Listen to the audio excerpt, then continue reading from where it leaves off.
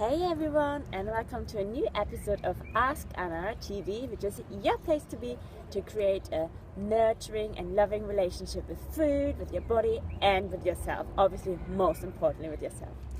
So today I want to talk to you about how I personally overcome my 10-year struggle with food, or actually it was longer than that, 10-year struggle with food and my binge eating. And I want to share my personal story because everybody's journey is different and individual, and I believe that there isn't a cookie-cutter approach to treating eating disorders, to treating binge eating, or helping people with their food struggles, because everybody has their own unique story. Everybody is individual, and for everyone things work differently. Okay, so I always get really cautious about when you hear things like, this is the only way, or this is the way to stop binge eating, this is the way to stop your eating disorders, or whatever it is, because we are individuals, right? There isn't a magic pill, and trust me, I did in the past wish there would be, but really what is so powerful about this journey is that I really got into connection and into relationship with myself, which is the most healing and empowering aspect of the whole journey. Okay, and in my work with my clients, this is what is so powerful, and this is what is so transformational, because they kind of get to reconnect with who they really are, and they get to uncover the reasons why they struggled with food in the first place, and why they keep going to food even though they know it's not good and not healthy, and it's kind of leaving them feeling like crap. Okay, so I want to share my personal story to give you to share myself with you, and to give you some hope and inspiration, also to show you what I see is working for many women, for other women that I work with, and also what worked for me. And I'm convinced that this can also work for you. Okay, so my struggle, or my big journey with food, or struggle with food, started probably when I was quite young, and I grew up believing that as a woman, what is important is the way you look, right? So you get value by what you look like. And I remember my mom and my dad, they were separated, and I was living a few weeks with my mom and a few weeks with my dad. And my dad would always comment on other women, right? Look, like, she's very pretty, or she's very attractive, and not in a kind of degrading way. He was just appreciative of their beauty. So me as a little girl, being a daddy's girl, and daddy was like all important and the best person in the world, in my mind, I kind of made it mean that, I have to be a certain way. It is important for me what I look like in order to be valuable, in order to be loved. Now, my dad didn't know, right? He didn't know any better, and, God bless him, he's been an incredible dad. But, as a little girl, that really landed for me. So, and I really kind of, made up that belief that my value and my worthiness as a woman is very much linked in what I do and what I look like. Okay, so as I started to grow up and have my first relationships with boys and men, appearance was everything for me, right? And my best friend was a model, or wanted to be a model, so obviously I have to be thin in order to be liked. And then I kind of leached onto, what do boys want me to be, right? Who do I have to become in order to be, their partner, in order to be lovable, in order for them to find me worthy and attractive and sexy, and for them to want to go out with me, right? So I figured I have to have a nice bum, I have to be slim, I have to be curvy for some. So I would adapt in order to have that man like me, because I didn't believe there was anything likable about myself, right? Honest to God, I did not think anybody would want to be with me for me, like, for the person inside, but just for what I look like. Okay, and I had, some very early childhood experience that, that kind of abusive experience that made me believe that, right? That it's just my body that is kind of, worthy and lovable. So then I moved to England, and that's when my eating disorder really kicked off. And what happened was, so I did my A-levels, I was 19, and I was moving to a different country, and I felt incredibly lonely. I felt lonely all my life, actually, but that was like when it really kicked off, when it really became apparent. And I felt so separated, and all I wanted in my life was to belong and to be part of, right? To just have a feeling of connection, and to be part of something, and I wasn't, again, and I was really painful to experience. So what I did instead, in order to not feel that pain, and that wasn't obvious, right? I didn't wake up deciding, oh, this is painful, I'm gonna do something about it, right? Because I don't want to feel this. That was like, that was happening like unconsciously, right? And this is the amazingness of our bodies, right? And of our being. We kind of, we always seek the pain-free way. So we will come up with ways of avoiding the pain and avoiding feeling uncomfortable feelings and just seeking the pleasure. So I started to go to the gym to have something to do and to distract myself from what was going on inside of me. And I got hooked, right? I was just focusing on being on the stepper for like hours. Like, my rule was, I am not allowed, and this is how crazy this is, right? I am not allowed to leave the stepper if I haven't burned at least 1,000 calories, right? So I was there tapping along, and then doing lots of aerobic classes and all that kind of stuff. And I started to stop eating, to restrict my eating. And I got into the whole crazy cycle of restricting, exercising, eating an apple and having to burn it off like about 3 times. Just really insane. And as soon as I would put something in my mouth, obviously my body, was so deprived, it just wanted to have more and more and more, because it was scared that it won't get anything anymore.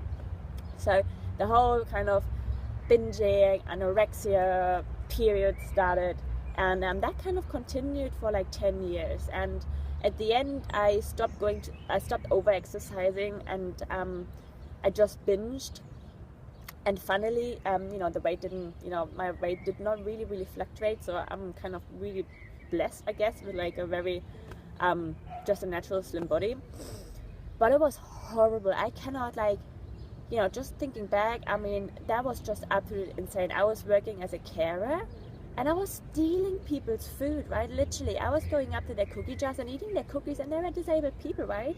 That was horrible. And, just eating moldy food, like burning my mouth because I was eating food right out of the fryer, and hot pizza. I've eating food out of the bin, because I've chucked it away in an attempt to get rid of it, and getting it back out again just like 10 minutes later. Absolutely horrific. And I was missing out so much on life. I couldn't go out for a meal because I was just panicking of what am I gonna eat, how am I gonna not end up binging, what will others think when I'm eating, all this crazy stuff. And what, actually my life was amazing. Like, I have a great relationship, I was really successful academically, I'm a smart, clever woman. I was studying, I was doing a master's in addiction psychology, I was top of the class, so I knew, right, what I was doing. I was working with people in treatment, helping them get off drink and drugs, and I was doing great, but I just couldn't do it myself. I just could not put the principles that I've learned, the techniques that I've learned, into my own life. And the reason for that is really simple. We cannot be our own coaches. We cannot be our own therapists. There's no way on earth you can have that dialogue, that objective dialogue with someone else. You gotta have someone else out there who can see and who can give you the nudging and the coaching and the who just can see the bigger picture. But you cannot see the bigger picture if you're if you're right in the middle of it, right? So that was me in the middle of my shit, really, okay? And my relationship suffered because I could not show up.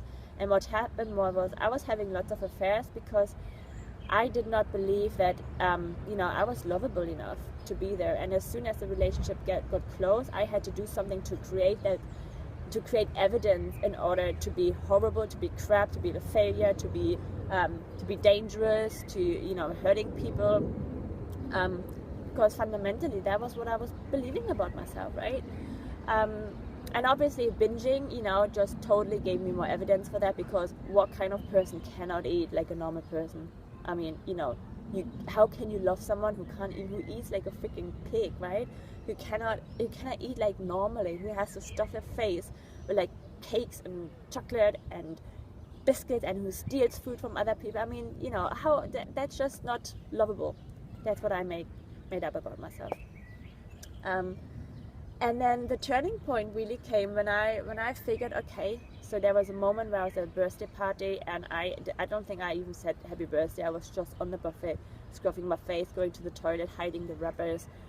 And then I got home and I was like, oh my God, I cannot do that. I was crying all night. I was starting to scratch myself and I'd never self-harmed, but I was starting to self-harm in order to release the anger that I felt with myself.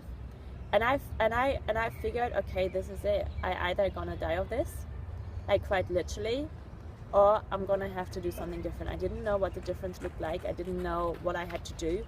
I just knew I had to do something.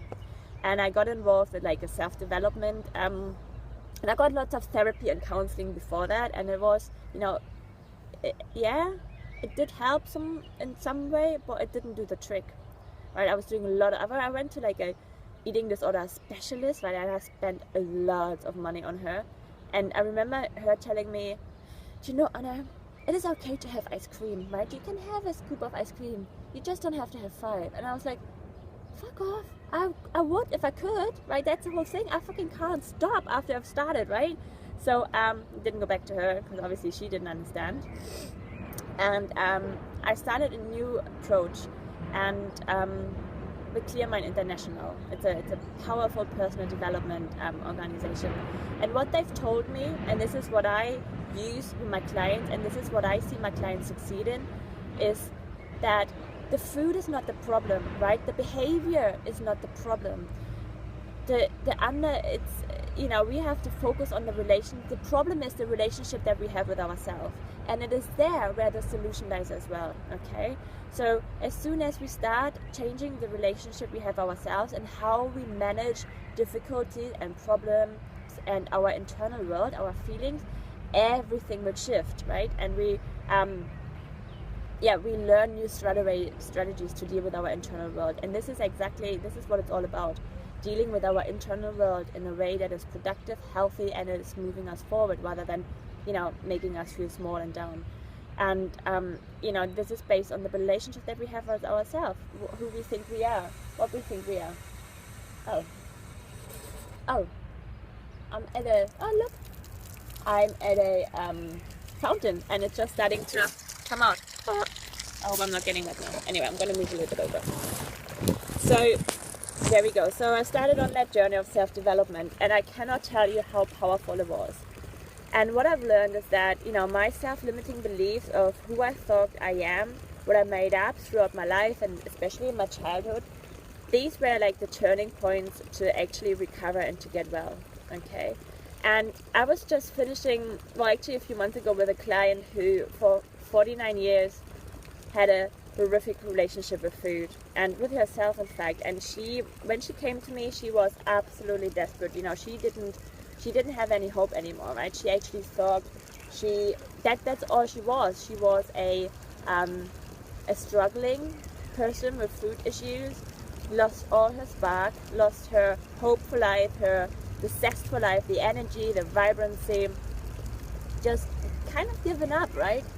And there she is now, binge free for many, many months, totally stepping up her game, stepping back into the life. And I just got a letter from her today saying how amazing and grateful and incredible her life is today.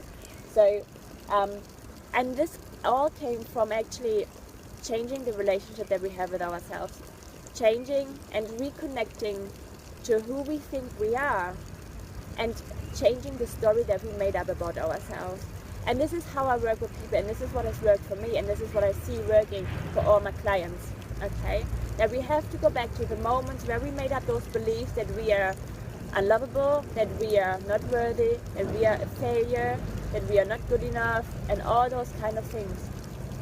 And starting to create new evidence that this is not true, and to reconnect to the truth. And it is also crucial that we learn that actually our behavior is just a representation of our internal world and what we make up about ourselves, others, and the world. Okay, going to food doesn't make you a bad person. It simply means that there's something going on for you inside that you don't know how to deal with in any other way, or maybe you do, but there's something stopping you inside to actually apply that. Right? Struggling with food or addictions or all those, kind of going shopping or over-exercising. These are all ways to bind our internal anxiety, to bind our fear of what might happen, a fear of not, being in control anymore, our fear of who we are, that we are not lovable anymore, that we don't belong, that people think whatever stuff about ourselves.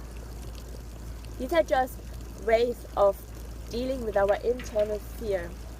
And it is that fear that we have to face and to move through that and to release it in order to really, to release all that, to get well, to be excited about food again, to be excited about life, to eat in a way that feels right for you, right? In a way that nurtures and nourishes your body, your mind, your soul. It's not about cutting out sugar or never eating gluten again or that kind of stuff. That's not what it's about. It's about choosing food to love yourself up from the inside out. And if it's a croissant, so be it a croissant. If you're having a nice time and having a coffee and enjoying life, whatever. If you don't want to do that, that's fine. It doesn't matter. That's what I'm saying. It doesn't matter the food you're eating. What matters is what you're using food for. And I've learned to use food for nurturing, and this is what I teach my clients. And this is the key to wellness, to living an exciting life again, and to recover, right? To recover yourself, basically. So if you have any questions, or if this is speaking to you, I would absolutely love to have a conversation with you, right?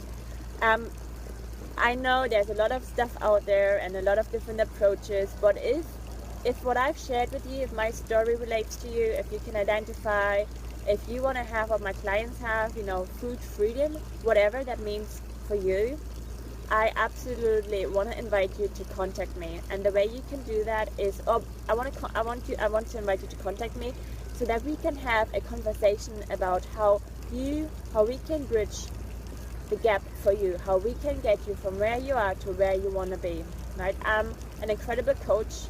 My sessions are transformative, powerful, successful, and I want you to benefit from that as well. I want to invite you to have an hour-long conversation with me, free of charge, and just to see how you can bridge the gap, okay, forever. All right, I want to invite you to a transformative coaching experience with me, because I believe in you, and I believe that we don't have to suffer from this anymore. I believe we women, we're here to embrace our beauty, our sensuality, our sexiness, right? And life is too short to stay stuck in this crazy monkey mind, this crazy food obsession insanity, right? We miss out on life if we just focus on what we're eating, what we're not eating, what we look like, how much we weigh, what we look like in the bedroom. It's just insane. We miss out on the beauty, we miss out on the connection, we miss out on playing on the playground with our children because we are too freaking conscious of what other people think of us, and that we don't fit down the freaking slide.